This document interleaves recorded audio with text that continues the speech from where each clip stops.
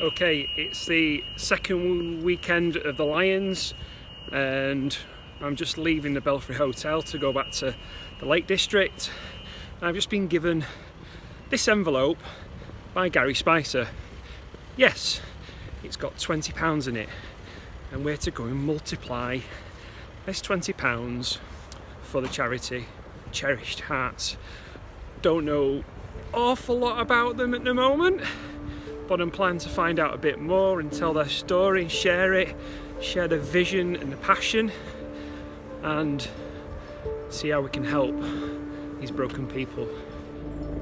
Good morning, it's 5:15 on Tuesday morning and I'm just about to set off to Coventry to see Cherished Hearts and visit what they do, how they help vulnerable women in Coventry. So here goes.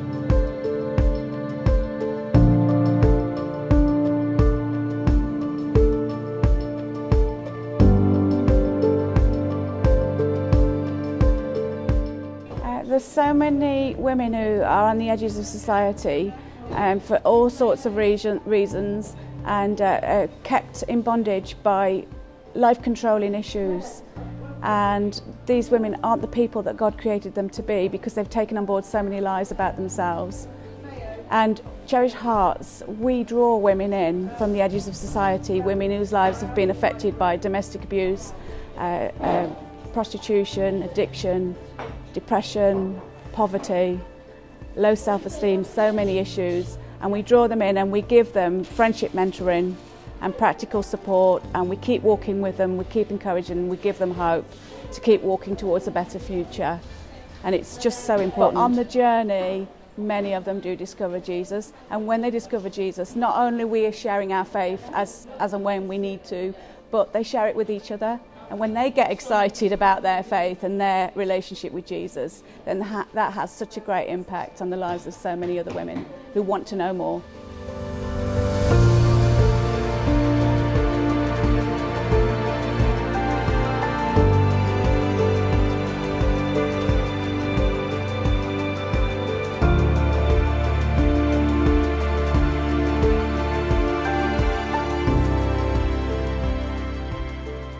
So I first came in here in about 2010, which was quite a long time before I started coming to Cherished and volunteering in the church. I was in a really dark place in my life at that time. I was in a violent relationship, in addiction, in prostitution, poverty, all of that sort of stuff. And I was walking past here on a Sunday morning in a really bad way.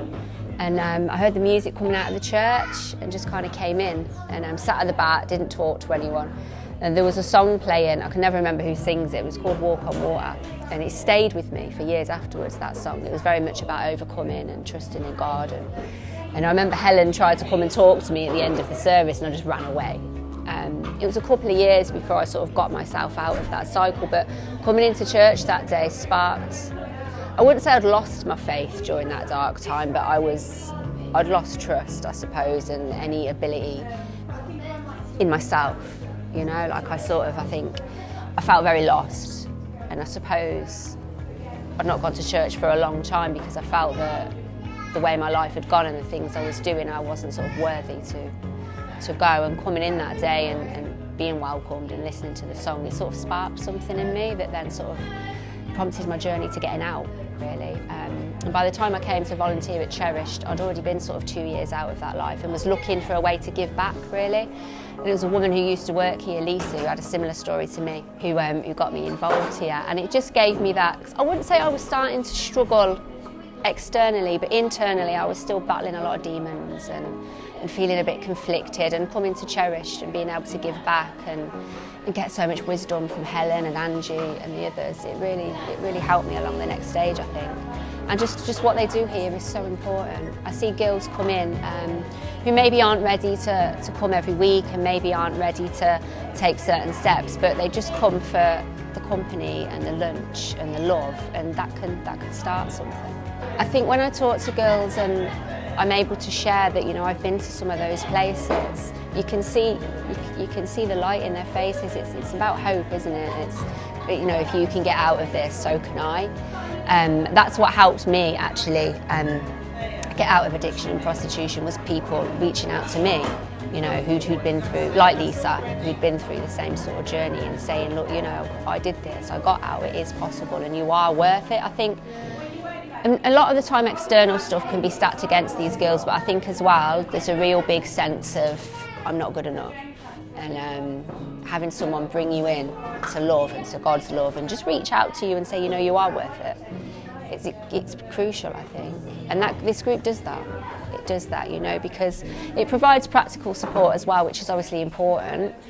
But I think the most important thing is just reaching that hand out to people. And I know Helen wants to set up a house, which we've got nothing in Coventry like that. There's nothing, and there's so many women out there that need it. So many. I was incredibly lucky to get out because it doesn't happen very often. You know, I think that. If I just look at my own journey, you know, I didn't just sort of come in, get well and go off. We want to give back. You know, all the girls I speak to, even though they're still struggling, they're really passionate about this project because they want to give back, they want to transform their community, they want to bring more women into the church.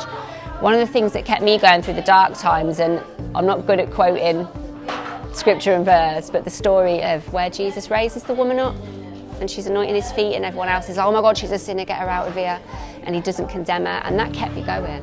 And it's that spirit, I think, that we need to see in the church.